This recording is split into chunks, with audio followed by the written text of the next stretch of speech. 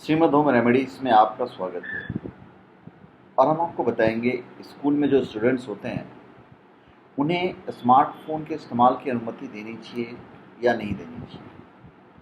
तो दोनों पक्ष है। कुछ लोग कहेंगे कि देनी चाहिए और कुछ लोग कहेंगे कि नहीं देनी चाहिए। तो सबसे पहले तो हम आपको बताएंगे कि स्कूल के बच्चों को जो मोबाइल है वो क्यों देनी चाहिए।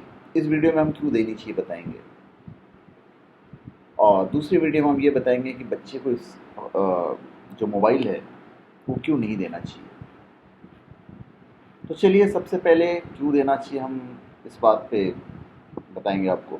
देखिए, स्कूल के नोटिस और होमवर्क को कैप्चर करने के लिए कैमरा का इस्तेमाल बहुत उपयोगी सिद्ध होता है। क्या उसे लिखने के बजाय आपने सीधा सीधा उसका एक फ़ोटो ले लिया। अभी किसी के फ़ोन में मैरियम वेबस्टर नामक एक खास ऐप होता है।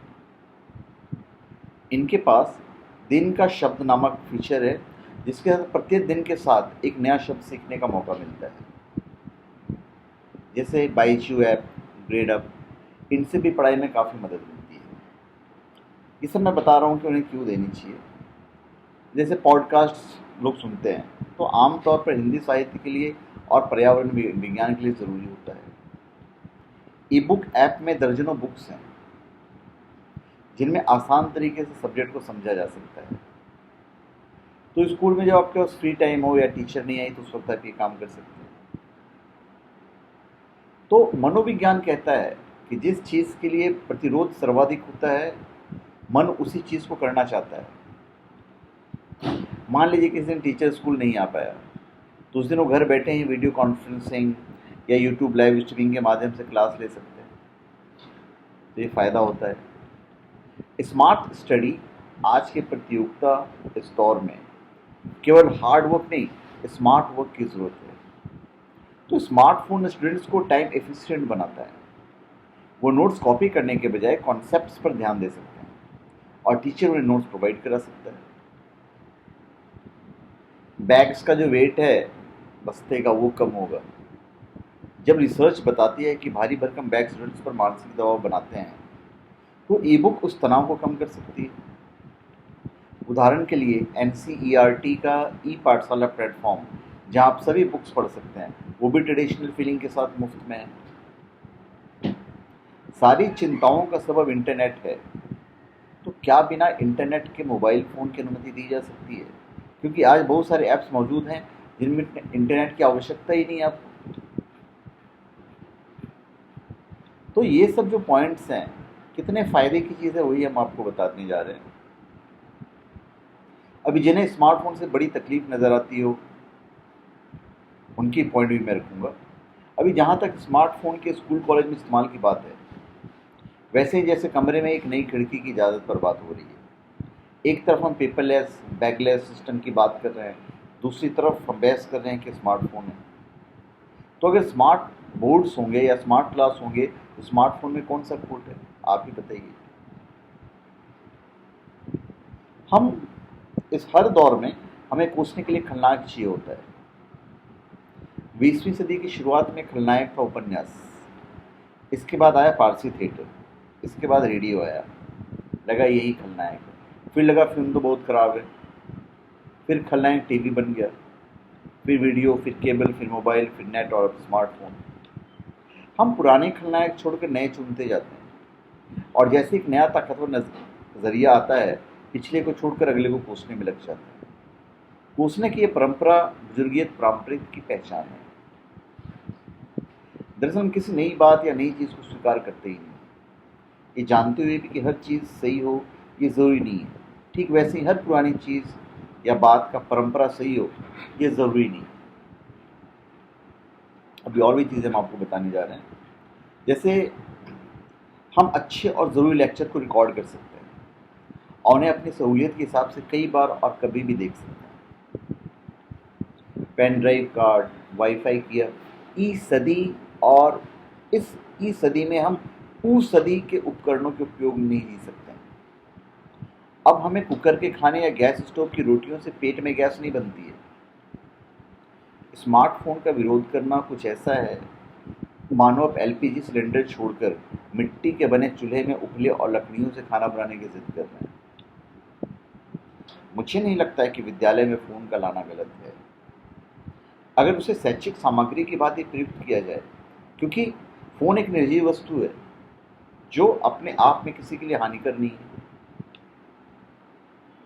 वस्तुतः स्वतंत्रता के सही मायने न हम सीख पाए और न ही अपने बच्चों को सिखा पाए। स्वतंत्रता का अर्थ है स्वयं को तंत्र में अर्थात अनुसंधान में बांट लेना।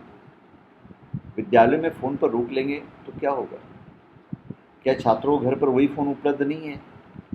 समस्या यही है कि हम बच्चों की जिज्ञासा को उचित मार्ग से शांत नहीं कर पा रहे हैं। परिणाम, वो फ़ोन से ज्ञान लेने का प्रयास करते हैं।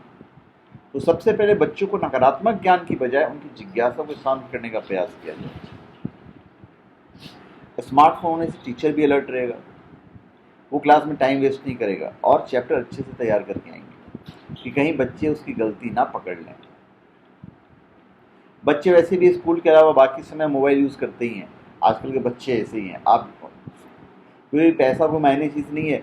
अब जितने बच्चे देखो उनके पास मोबाइल है, वो राह चलते चलते देखते रहते हैं व्हाट्सएप मैसेज, कभी कुछ पढ़ लिया कभी कुछ पढ़ लिया, घर में बैठे तो मोबाइल में लगे रहते हैं। तो जो लोग कह रहे हैं कि मोबाइल से ये बच्चे बिगड़ेंगे, तो वे बच्चे स्कूल में ना यूज़ करके भी बिगड़ जाएंगे। स्मार्टफोन मोदी जी के डिजिटल इंडिया का पार्ट है, स्कूल में भी होना चाहिए। स्मार्टफोन के जरिए पेरेंट्स हर समय ट्रैक कर सकते हैं उनका बच्चा कहाँ है। यानी बच्चा क्लास बंक करके मूवी तो नहीं जा रहा है और पहले की जनरेशन की तरह अपने माँ बाप को बेवकूफ़ तो नहीं बना रहा है। यानी बच्चों के बिगड़ने के चांसेस कम हो जाएंगे। हर एक चीज़ का उपयोग सही तरीके से हो सकता है और गलत तरीके से भी, लेकिन इसमें ये मतलब नहीं कि हम गलत होने के डर से उस चीज़ के सही इस्तेमाल नहीं कर पाए। उस चीज़ का सही इस्तेमाल नहीं करेंगे तो फिर चलो गलती हो गई। वस्तु के बढ़ते बोझ और किताबों के बढ़ते मूल्य से शायद आज कोई अछूता नहीं है। तो ऐसे में स्मार्टफोन की अनुमति देना स्टूडेंट्स के लिए एक राहत की बात हो जाती है। पुस्तकों के साथ एक सीमा है, आप समझते हो कि समझो, वरना रटो, रट्टा मारो। स्मार्टफोन हमें क्वेश्चन को सॉल्व करने के बहुत सारे तरीके बता देता है। यह सोच कि विद्यार्थियों को स्मार्टफोन नहीं चलाना चाहिए हमारे समाज की हीनता को प्रदर्शित करता है। जब माँ बाप ही ऐसे हों तो बच्चों से कैसे उम्मीद की जा सकती है? वो उनको मना करके साबित करता है कि वो अपने समय में क्या किया करते थे। सभी जानते हैं समय के साथ चलना समझदारी है।